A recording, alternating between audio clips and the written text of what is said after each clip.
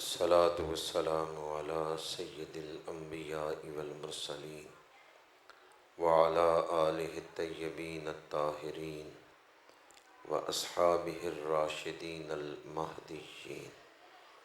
أما بعد فأعوذ بالله من الشيطان الرجيم. بسم الله الرحمن الرحيم. والعصر إن الإنسان لفي خسر إلا الذين آمنوا وعملوا الصالحات وتواصوا بالحق وتواصوا بالصبر. صدق الله مولانا العظيم. إن الله وملائكته يصلون على النبي يا أيها الذين آمنوا صلوا عليه وسلموا تسليما. الصلاة والسلام عليك يا رسول الله. الصلاة والسلام عليك يا رسول الله وعلى آلك وأصحابك يا حبيب الله. زینت السادات پیر سید الماس شاہ صاحب زید شرفہ، فاضل ذی شان حضرت علامہ مولانا محمد الیاس جلالی صاحب زید شرفہ، مجاہد اہل سنت عاشق خیر الورا حضرت علامہ مولانا شاہد محمود رضوی صاحب زید شرفہ، انتہائی واجب التکریم علماء کرام، برادران اسلام، حاضرین و سامعین، آج شب عاشور ہے، ماہ محرم کی 10ویں رات ہے اور آنے والا دن شہدائے کربلا کی شہادتوں کا دن ہے۔ میں اور آپ شہدائے کربلا سے اظہار محبت کے لیے، اظہار غلامی کے لیے، اظہار نسبت کے لیے اس محفل کو سجا کے بیٹھے ہیں۔ دعا گو ہوں کہ خالق کائنات ہمارا یہاں حاضر ہونا اپنی بارگاہ میں قبول فرمائے۔ جیسے آج ہمیں ذکر شہدائے کربلا کی توفیق دی ہے، ہمارے دلوں میں ان کی محبت رکھی ہے، قیامت کے دن اللہ پاک ان کی معیت عطا فرمائے، ان کی شفاعت نصیب فرمائے۔ خطبہ کے دوران میں نے قرآن پاک کی مختصر صورتوں میں سے ایک سورہ مبارکہ سورہ والعصر تلاوت کرنے کا شرف حاصل کیا ہے۔ اگرچہ چند کلمات پر مشتمل صورت ہے لیکن پورے قرآن پاک کا خلاصہ ہے۔ جس طرح بیج کے اندر سارا درخت موجود ہوتا ہے، سورہ والعصر کے اندر سارا قرآن پاک موجود ہے۔ سورہ والعصر مکی صورت ہے، ابتدائی دور میں نازل ہوئی ہے۔ اس کا شان نزول یہ ہے کہ حضرت سیدنا صدیق اکبر رضی اللہ تعالی عنہ نے دور جاہلیت کے ایک دوست کو اسلام کی دعوت دی، تو اس نے کہا ابو بکر تم نے اسلام قبول کر کے بڑے گھاٹے کا سودا کیا ہے، سرداران مکہ تمہاری مخالفت کریں گے، تم برداشت نہیں کر سکو گے، یہ اسلام قبول کرنے کا فیصلہ معاذ اللہ، اس نے کہا بڑے گھاٹے کا سودا ہے۔ تو اس وقت حضرت سیدنا صدیق اکبر رضی اللہ تعالی عنہ نے فرمایا جو ایمان لائے، نیک عمل کریں، ایک دوسرے کو حق بات کی وصیت کریں اور صبر کی تلقین کریں، وہ کبھی گھاٹے میں نہیں رہتے۔ یہ بات کر کے آپ اسے چھوڑ کے آ گئے۔ جب رسول اللہ صلی اللہ علیہ وآلہ وسلم کی خدمت میں حاضر ہوئے تو میرے آقا کریم نے فرمایا ابو بکر جو بات تم کر کے آئے ہو اللہ نے اس کی تائید میں پوری صورت نازل فرما دی کہ بات وہی حق ہے جو یار غار نے کی ہے۔ حضرت سیدنا صدیق اکبر نے جو بات کی اللہ نے اس کی تائید فرمائی ہے، والعصر ان الانسان لفی خسر، قسم ہے تیزی سے گزرنے والے زمانے کی، انسان بہت بڑے خسارے میں ہے۔ عصر کو زمانے کے لیے عصر کا لفظ کیوں استعمال ہوتا ہے؟ زمانے کے لیے متعدد الفاظ ہیں، وقت ہے، زمان ہے، سرمد ہے، دہر ہے، یہ سب زمانے کے نام ہیں، لیکن زمانے کے جو نام ہیں ان میں سے ایک نام ہے عصر۔ عصر کہتے ہیں تیزی سے گزرنے والا زمانہ۔ عصر کا لغوی معنی ہے نچوڑنا، اور جوس کو عربی زبان میں عصیرہ کہتے ہیں، کیونکہ پھل کو نچوڑ کے ہی اس سے جوس نکالا جاتا ہے۔ تو عصر کا لفظی معنی ہے نچوڑنا۔ یہ جو دن رات گزر رہے ہیں ان میں ایسے واقعات پیش آتے ہیں جو ہمارے اندر چھپی ہوئی صلاحیتوں کو ظاہر کرتے ہیں۔ تو گویا زمانہ بھی انسان کو نچوڑتا ہے، انسان کی سوچ، انسان کی ہمت، انسان کے فیصلے، زمانہ ان سب کو ظاہر کر دیتا ہے کہ اس کے اندر کیا چھپا ہوا ہے۔ حالات جب کروٹ بدلتے ہیں تو انسان کے اندر چھپی ہوئی صلاحیتیں ظاہر ہوتی ہیں۔ اس لیے تیزی سے گزرنے والے زمانے کو عصر کہا گیا کہ عصر انسان کی صلاحیتوں کو ظاہر کرتا ہے۔ ترتیب کتابی میں قرآن پاک کی آخری قسم عصر کی قسم ہے، والعصر، قسم ہے تیزی سے گزرنے والے زمانے کی۔ اس کے بعد جو صورتیں ہیں ان میں قسم کوئی نہیں۔ قرآن پاک کی آخری قسم جو ہے وہ زمانے کی قسم ہے۔ زمانے کی قسم کیوں بیان کی ہے؟ اس لیے کہ آگے جو حقیقت بیان ہو رہی ہے اس پر زمانہ گواہ ہے، اس پر زمانہ دلیل ہے۔ قرآن نے دلیل پہلے بیان کی ہے، دعویٰ بعد میں کیا ہے۔ یہ سورت قسم اور جواب قسم پر مشتمل ہے۔ قسم ہے زمانے کی، آگے جواب قسم کیا ہے کہ انسان نقصان میں ڈوبا ہوا ہے، مگر جو ایمان لائیں، نیک اعمال کریں، ایک دوسرے کو حق بات کی تلقین اور صبر کی وصیت کریں، وہ نقصان میں نہیں ہے۔ ماشاءاللہ عاشق خیر الورا محبی فی اللہ شہزاد شفیق صاحب رونق افروز ہوئے، میں انہیں خوش آمدید کہتا ہوں۔ اللہ پاک ذکر اہل بیت کی برکتیں ہم سب کو نصیب فرمائے۔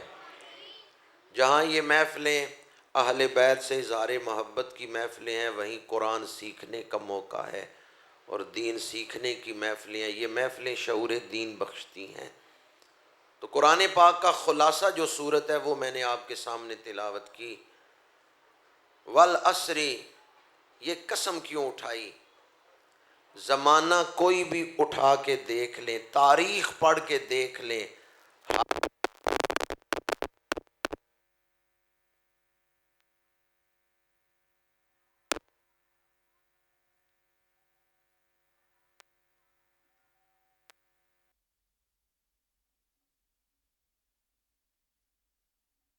خیال ہی نہیں آتا اس کے دل پہ شیطانیت کا غلبہ ہے۔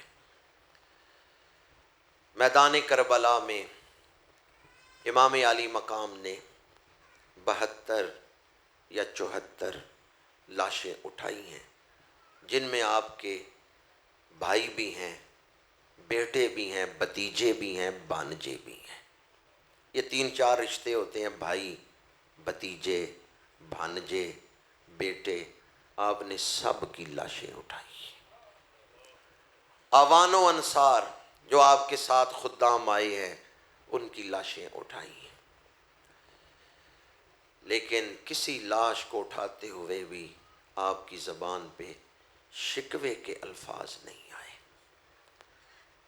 مختلف مورخین نے لکھا ہے مختلف راویوں کے حوالے سے، فلاں راوی نے یہ کہا، فلاں راوی نے یہ کہا کہ ہم نے امام حسین جیسا بہادر نہیں دیکھا۔ شہیدوں کی لاشیں اٹھا رہے ہیں پھر بھی دلیر ہیں، شہیدوں کی لاشیں اٹھا رہے ہیں پھر بھی شجاع ہیں، غموں کے پہاڑ ٹوٹ رہے ہیں پھر بھی امام بہادری کا اظہار کر رہے ہیں۔ دکھ ہار گئے، امام کا حوصلہ نہیں ہارا، مصائب ہار گئے، امام اپنا عزم نہیں ہارے۔ جو امام علی مقام کا عزم ہے وہ ناقابل شکست ہے۔ ایسا حوصلہ اللہ نے نواسہ رسول کو عطا فرمایا ہے۔ حضرت مولا علی کے بیٹے عباس بن علی، عبداللہ بن علی، عبید اللہ بن علی، ابو بکر بن علی، عمر بن علی، عثمان بن علی، جعفر بن علی، یہ سب کربلا میں شہید ہوئے ہیں۔ کتنے بھائی امام کے کربلا میں شہید ہوئے ہیں۔ حضرت امام حسن کے بیٹے قاسم بن حسن، ابو بکر بن حسن، عبداللہ بن حسن، یہ امام کے بھتیجے ہیں، یہ کربلا میں شہید ہوئے ہیں۔ حضرت مسلم بن عقیل کے بیٹے ہیں، وہ بھی کربلا میں شہید ہوئے ہیں۔ امام علی مقام کے بھانجے حضرت اون، حضرت محمد بن عبداللہ بن جعفر، یہ کربلا میں شہید ہوئے ہیں۔ ابتدا میں یزیدی لشکر نے حملہ کیا ہے قافلہ حسینی پر، تو جیسے دو فوجیں لڑتی ہیں اسی طرح لڑائی ہوئی ہے، اور اس میں امام خود شامل تھے۔ یہ جو ایک ایک کر کے شہادتیں بیان ہوتی ہیں، یہ تو آخر میں جب گھر کے چند افراد رہ گئے ہیں۔ حضرت عباس 30 سالہ جوان ہیں، بھرپور جوان ہیں حضرت عباس۔ حضرت عباس کی شہادت ہوئی تو حضرت جناب شہزادہ علی اکبر امام علی مقام کی خدمت میں اجازت طلب کر رہے ہیں، تو امام علی مقام نے فرمایا اب کوئی اور مرد نہیں رہ گیا، علی اکبر تو نہ جا، اب مجھے ان کے سامنے جانے دے۔ تو حضرت شہزادہ علی اکبر ہم شکل پیمبر تھے۔ حضرت شہزادہ علی اکبر رسول اللہ کے ساتھ کمال مشابہت رکھتے تھے، تو عرض کیا میں جن کا ہم شکل ہوں انہی کا واسطہ دے کے آپ سے اجازت مانگ رہا ہوں۔ جوان بیٹے کو تلواروں سے کٹنے کے لیے بھیجنا، یہ امام علی مقام کا ہی حوصلہ ہے۔ حضرت شہزادہ علی اکبر نے عرض کیا ابا جان میں یہ منظر نہیں دیکھ سکوں گا کہ جوان بیٹا دیکھ رہا ہو اور بوڑھا باپ تلواروں کی زد میں ہو، میں یہ منظر نہیں دیکھ سکوں گا، آپ نہ جائیں مجھے بھیجیں۔ حضرت شہزادہ علی اکبر آئے، آپ نے رجز پڑھا، انا علی ابن الحسین ابن علی نحن اہل البیت اولا بالنبی، آنکھیں کھولو دیکھو میں کون ہوں، میں شیر خدا کا پوتا ہوں، میں نواسہ رسول کا بیٹا ہوں۔ طارق بن شیس اسے مقابلے میں بھیجا گیا، یہ بڑا تجربہ کار شمشیر زن تھا۔ اس نے کہا علی اکبر تو جوان ہے، تو ابھی تلوار کا دھنی نہیں ہے، اسرار و رموز نہیں جانتا تلوار کے، تو نہ میرے مقابلے میں آ۔ رئیس پڑھتے ہوئے لاف زنی کرتے ہوئے تکبر سے آگے بڑھا طارق بن شیس، اور اس نے حضرت شہزادہ علی اکبر پہ وار کیا، تو آپ نے ڈھال پہ روک کر جب خود وار کیا تو فرمایا طارق ہوشیار ہو جا، میں فاتح خیبر کا پوتا ہوں۔ ایک ہی وار کیا ہے اور طارق بن شیس کو واصل جہنم کر دیا ہے۔ یزیدیوں کو پتہ چل گیا فاتح خیبر کا پوتا میدان جنگ میں آیا ہوا ہے۔ یزیدیوں کو نظر آ گیا مولا علی شیر خدا کا پوتا میدان جنگ میں ہے۔ چاروں طرف سے حملہ ہوتا ہے، پورا جسم زخموں سے بھر گیا۔ جب آپ سواری سے زمین پہ تشریف لا رہے ہیں تو صدا دیتے ہیں یا ابتا ادرکنی، ابا جان مجھے سنبھالیے۔ زمین پہ تشریف لائے، امام علی مقام تشریف لائے، کیا دیکھا بیٹے کا سارا جسم زخموں سے چور چور ہے، اور چھاتی پہ نیزے کا گھاؤ ہے جس میں نیزہ ابھی تک کھبا ہوا ہے۔ شہزادہ علی اکبر نے عرض کیا ابا جان میری چھاتی سے اگر آپ نیزہ نکال دیں تو میں اٹھ کے ان دشمنوں پر حملہ کرتا ہوں۔ اب بھی اس قدر جرت ہے۔ اور یہ امام علی مقام کا حوصلہ ہے کہ جوان بیٹے کے سینے سے پھر نیزہ نکالا ہے۔ باپ کا سینہ پھٹتا ہے اگر بیٹے کے سینے سے نیزہ نکال رہا ہو۔ امام علی مقام زمین پہ تشریف فرما ہوئے، بیٹے کا سر گود میں رکھا تو کیا دیکھا، شہزادہ علی اکبر کی آنکھوں میں آنسو آ گئے ہیں۔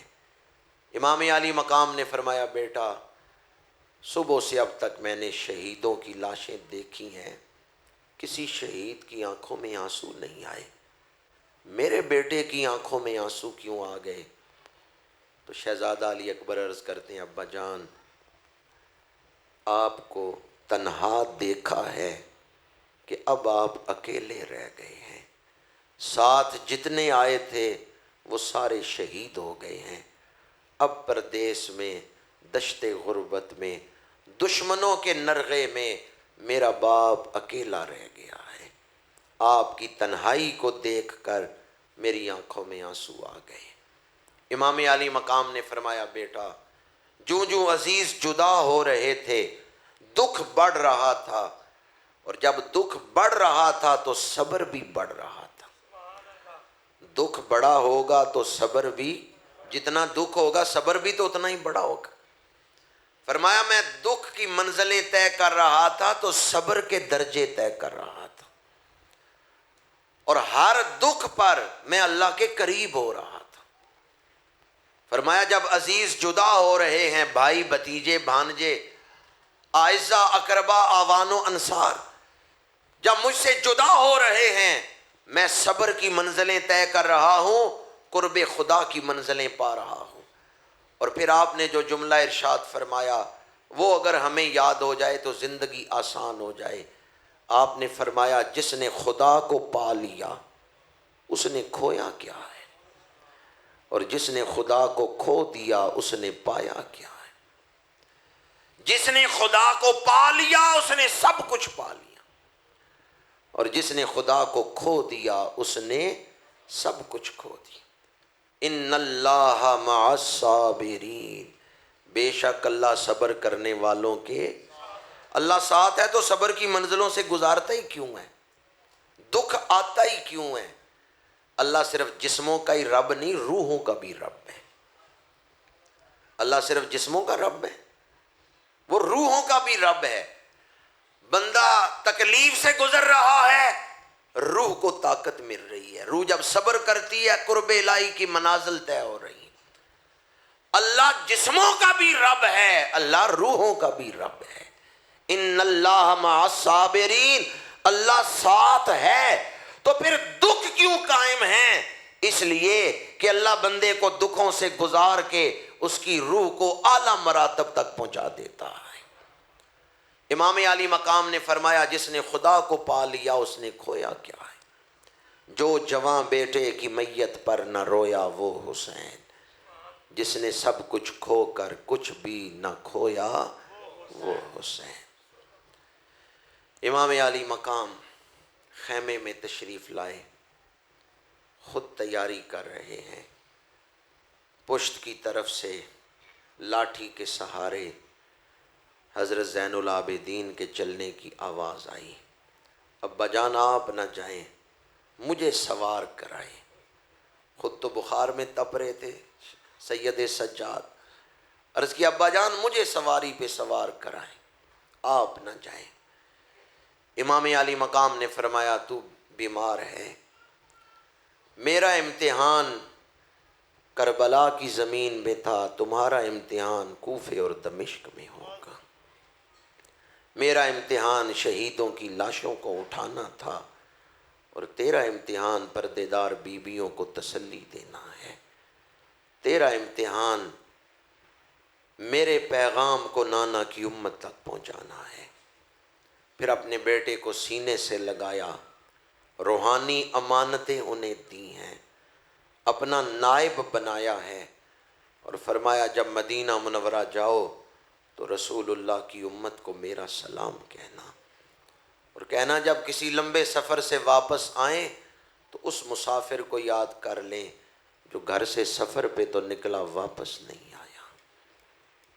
بچوں سے پیار کریں تو اس شہید مظلوم کو یاد کر لیں جس کے سامنے اس کے بچوں کو ذبح کیا گیا، لیکن اس نے دین کا پرچم نہیں گرنے دیا۔ اولاد سے بڑھ کر رسول اللہ کے دین سے محبت کرنا۔ امام علی مقام نے یہ پیغام دیا حضرت سید سجاد کو، انہیں اپنا نائب بنایا اور فرمایا بیٹا جب دکھوں کے پہاڑ ٹوٹے تو صبر کرنا۔ حضرت سید سجاد نے عرض کیا ابا جان میں نہ صرف صبر کروں گا بلکہ میں تو دکھوں پہ بھی رب کا شکر کروں گا۔ دوبارہ عرض کر رہا ہوں، گھر جا کے آرام سے سوچئے گا کہ حضرت سید سجاد کا مقام کیا ہے۔ حضرت بایزید بستامی سے پوچھا گیا کہ کیا دکھوں پر بھی شکر کیا جاتا ہے؟ انہوں نے فرمایا اگر تمہیں پتہ چل جائے کہ اس دکھ پر صبر کرنے کے بدلے میں مجھے کیا ملنے والا ہے تو تم دکھوں پر بھی شکر کرو۔ دکھ کے اندر جو انعام چھپا ہوا ہے اگر تمہیں اس کی خبر ہو جائے تو تم دکھ پر بھی رب کا شکر کرو۔ حضرت سید سجاد نے عرض کیا ابا جان میں دکھوں پہ بھی رب کا شکر ادا کروں گا۔ امام علی مقام نے فرمایا مجھے اپنے بیٹے سے یہی امید تھی، یہ صابروں کا گھرانہ ہے۔ پھر امام بڑے خیمے میں تشریف لائے جس میں ساری عورتیں اکٹھی بیٹھی ہوئی ہیں۔ کسی کا خاوند شہید ہو چکا ہے، کسی کا بھائی شہید ہو چکا ہے، کسی کا بیٹا شہید ہو چکا ہے، ہر بیوی دکھی دل ہے، لیکن ابھی تک ایک تسلی تھی کہ امام کا سایہ سلامت ہے، امام سر پہ موجود، آنسو ضبط کر کے بیٹھی ہوئی۔ لیکن جب امام تشریف لائے کہ لو بیویو الوداع تو بیویاں تڑپ اٹھی۔ امام ہمیں کس کے سپرد کر کے جا رہے ہیں؟ فرمایا جس کے سپرد حضرت ابراہیم بی بی ہاجرہ کو کر کے گئے تھے۔ جس رب نے حضرت ہاجرہ کی عزت بھی محفوظ رکھی، جان بھی بچائی، وہ تمہاری عزتوں کا بھی محافظ ہے۔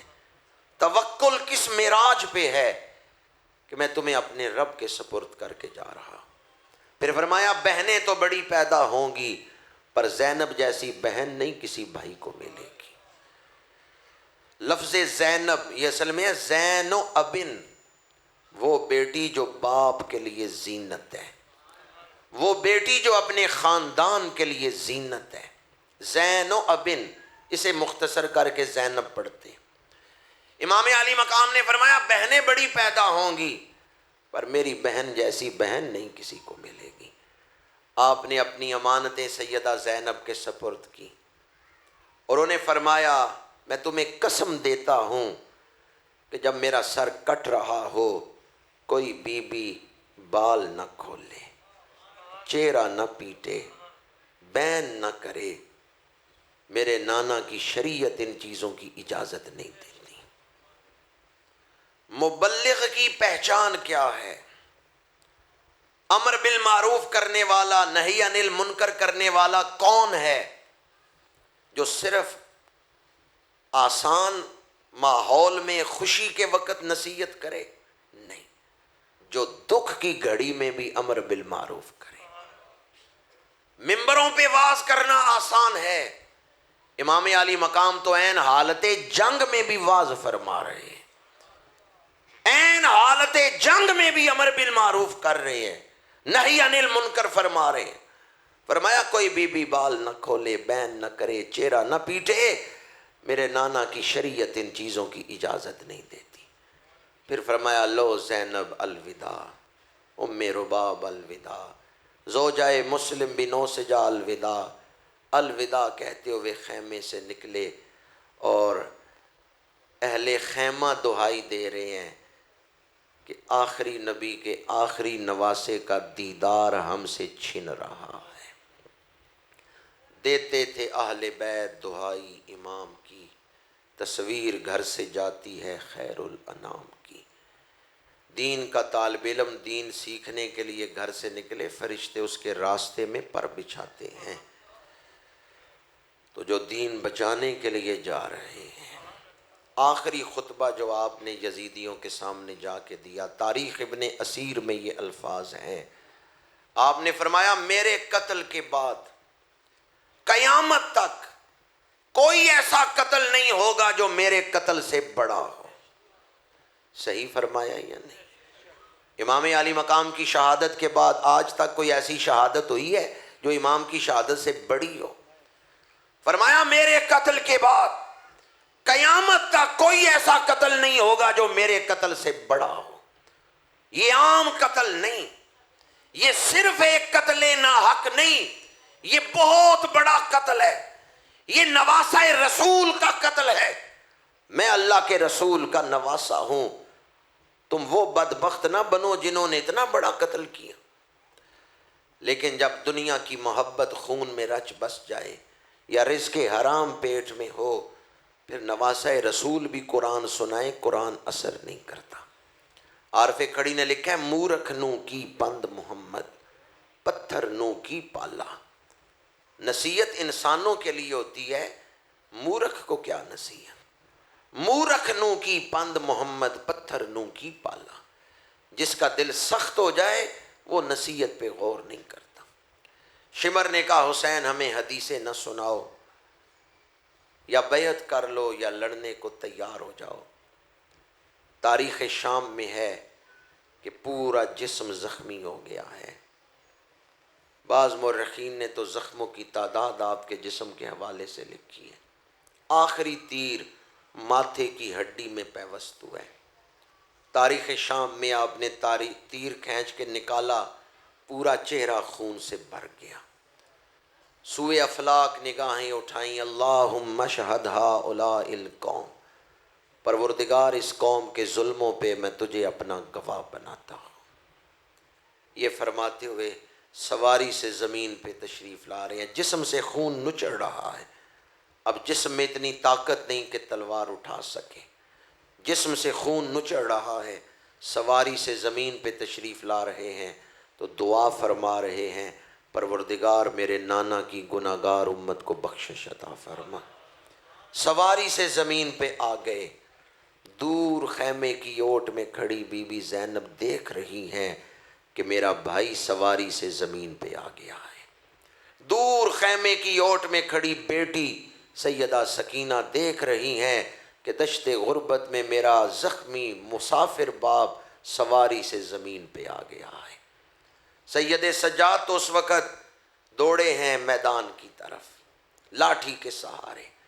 جب وہاں پہنچے تو کیا دیکھا، امام علی مقام کا سر سجدے میں ہے، شمر پشت پہ بیٹھا ہے اور گردن مبارک پہ خنجر چلا رہا ہے۔ ظہر کی نماز آپ خیمے میں پڑھ کے آئے تھے، لیکن آخری وقت آپ نے پسند کیا کہ میرا سر سجدے میں کٹے۔ آپ نے سر اللہ کی بارگاہ میں جھکایا ہے، سر سجدے میں رکھا ہے، شمر پشت پہ بیٹھا اور گردن پہ خنجر چلا رہا ہے۔ مشکات شریف میں حدیث پاک ہے کہ خود میرے آقا کریم میدان کربلا میں تشریف لائے ہیں۔ حضرت عبداللہ بن عباس نے خواب دیکھا ہے اور حضور کے ہاتھ میں ایک شیشی دیکھی ہے جو خون سے بھری ہوئی ہے۔ حضرت عبداللہ بن عباس رضی اللہ تعالیٰ عنہ کے حوالے سے یہ روایت مشکات شریف میں موجود ہے۔ رأیت النبی صلی اللہ علیہ وآلہ وسلم فی المنام، میں نے خواب میں رسول اللہ صلی اللہ علیہ وآلہ وسلم کا دیدار کیا، ذات یوم بنصف النہار اشعث اغبر بیدہ قارورۃ فیہا دم سألت من این یا رسول اللہ۔ حضرت عبداللہ بن عباس عرض کرتے ہیں میں نے پوچھا یا رسول اللہ کہاں سے تشریف لا رہے ہیں اور یہ شیشی کیا ہے، اس شیشی میں کیا ہے؟ فرمایا ھذا دم الحسین و اصحابہ، میں صبح سے حسین اور حسین کے ساتھیوں کا خون اس شیشی میں جمع کرتا رہا۔ کس کا خون؟ امام علی مقام کا خون ہے، اور ایک ہی شیشی میں سب کا خون۔ آل کا خون الگ ہوتا، حر کا خون الگ ہوتا، ایک ہی شیشی میں کیوں خون جمع کیا ہے؟ میرے آقا کریم نے ایک ہی شیشی میں سب کا خون جمع کر کے بتا دیا ہے، جو دکھ کی گھڑی میں میرے نواسے کے ساتھ ہیں وہ انعام کے وقت بھی نواسے کے ساتھ ہی ہوں۔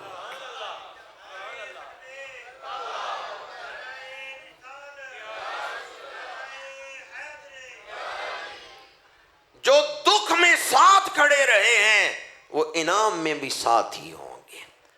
اگر کوئی یہ پوچھے کہ ایک شیشی میں 72 شہیدوں کا خون کیسے جمع ہو گیا، تو اس کا آسان سا جواب شارحین نے دیا ہے، وہ پیغمبر جو ایک پیالے میں 70 صحابہ کے لیے دودھ جمع کر لیتے ہیں، ایک پیالے سے 70 صحابہ نے دودھ پی لیا، سب رج گئے پر دودھ موجود تھا۔ جو 70 صحابہ کے لیے ایک پیالے میں دودھ جمع کر سکتے ہیں، وہ 72 شہیدوں کا خون بھی ایک شیشی میں جمع کر سکتے ہیں۔ امام عالی مقام شہید ہو رہے ہیں تو حضور تشریف لائے ہیں، یہ منظر دیکھا ہے، اور دعا کیا فرما رہے ہیں؟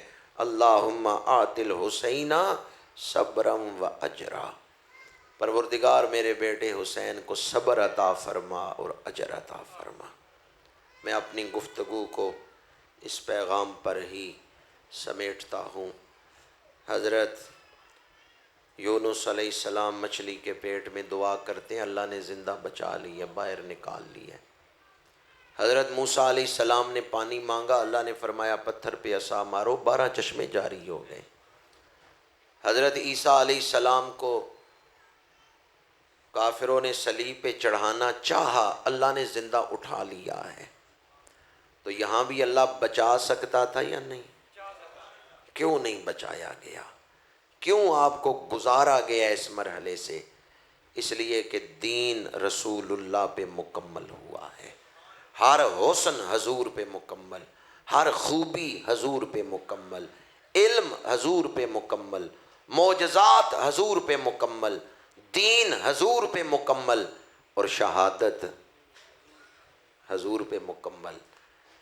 اگر حضرت امام حسین کو بچایا جاتا، شہادت سے نہ گزارا جاتا، تو حضور کی شہادت کا ذکر جو ہے وہ کس طرح ممکن تھا؟ شہید امام حسین ہو رہے ہیں پر حضور کی طرف سے شہید ہو رہے ہیں، اس لیے انہیں گزارا گیا ہے شہادت سے۔ ورنہ جو رب حضرت عیسیٰ کو زندہ اٹھا سکتا ہے، حضرت یونس کو مچھلی کے پیٹ سے بچا لیا ہے، وہ حضرت امام علی مقام کو بھی بچا سکتا ہے۔ کوئی ایک دعا بتا دے کہ اللہ کے رسول نے دعا مانگی ہو، یا اللہ اس واقعہ کو بدل دے۔ حضور نے دعا مانگی ہے، جبکہ حضور نے پیشن گوئی کی ہے کہ میرا نواسہ شہید ہوگا۔ امام علی مقام جانتے ہیں میں اس مرحلے سے گزروں گا، لیکن کیا آپ نے دعا مانگی ہے کہ یہ واقعہ ٹل جائے، تقدیر بدل جائے؟ نہیں۔ آخر کوئی راز تھا کہ آپ اس مرحلے سے گزر رہے ہیں۔ کل 10 محرم الحرام، روزہ رکھیں، قرآن خوانی کریں، نفل پڑھیں، گھروں میں ختم دلائیں، صدقہ و خیرات کریں، اس طریقے سے امام علی مقام کی یاد منائیں، لیکن کوئی ایسا کام نہ کریں جس سے روح امام ناراض ہو۔ امام علی مقام کو ناراض کر کے آپ کی یاد منائیں تو آپ خوش ہوں گے، یہ نفع کا سودا ہے۔ یاد اس طرح منائیں جیسے امام راضی ہوتے ہیں، انہوں نے دین کے لیے جان دی ہے، آپ دین کے دائرے میں رہتے ہوئے ان کی یاد منائیں۔ روزہ رکھیں، نفلی عبادت کریں، قرآن خوانی کریں، درود شریف پڑھیں، صدقہ و خیرات دیں، گھروں میں ختم دلائیں، یہ سارے کام درست ہیں۔ لیکن کوئی ایسا کام نہ کریں، کسی ایسے کام میں شامل نہ ہوں جس کی شریعت اجازت نہیں دیتی۔ ہم نے واقعہ کربلا کو محض سانحہ بنایا ہے، مارکہ نہیں بنایا۔ اگر ہم اسے مارکہ بناتے تو آج دنیا میں کوئی یزید ہمارے اوپر حکومت نہ کر سکتا۔ واقعہ کربلا سانحہ بھی ہے، لیکن اس سے بڑا یہ مارکہ ہے، حق و باطل کا مارکہ۔ آج واقعہ کربلا سن کے دل میں غم تو پیدا ہوتا ہے، لیکن کیا حق کے لیے لڑنے کا جذبہ بھی پیدا ہوتا ہے؟ حق کی خاطر محنت کا جذبہ بھی پیدا ہوتا ہے؟ کیوں نہیں پیدا ہوتا؟ اس لیے کہ ہم نے واقعہ کربلا کو مارکے کے انداز میں، جرت اور جہاد کے انداز میں بیان ہی نہیں کیا۔ اس لیے میں آپ کی خدمت میں عرض کروں گا، واقعہ کربلا کو جب بھی سنیں، واقعہ کربلا آب حیات ہے، یہ مردہ دلوں کو زندہ کر دیتا ہے۔ واقعہ کربلا میں ایسے پہلو ہیں جو انسان کو غفلت سے نکال لیتے ہیں۔ اگر امام کے نزدیک دنیا کی کامیابی اصل چیز ہوتی تو کیا آپ اتنی قربانیاں دیتے؟ اصل آخرت ہے، اصل کامیابی اگر پورا سال نیا جوڑا نہیں سلا سکے کوئی بات نہیں، نماز نہیں قضا ہونی چاہیے۔ اگر نمازیں قضا ہو رہی ہوں، سوٹ نئے پہن بھی لیں، پھر آپ ناکام ہی ہیں۔ امام علی مقام کا مشن کیا ہے؟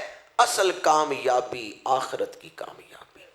لوئے لوئے پر لے کڑیے جے تد پانڈا پرنا، شام پئی بن شام محمد کر جاندی نے ڈرنا، وآخر دعوانا ان الحمد للہ رب العالمین۔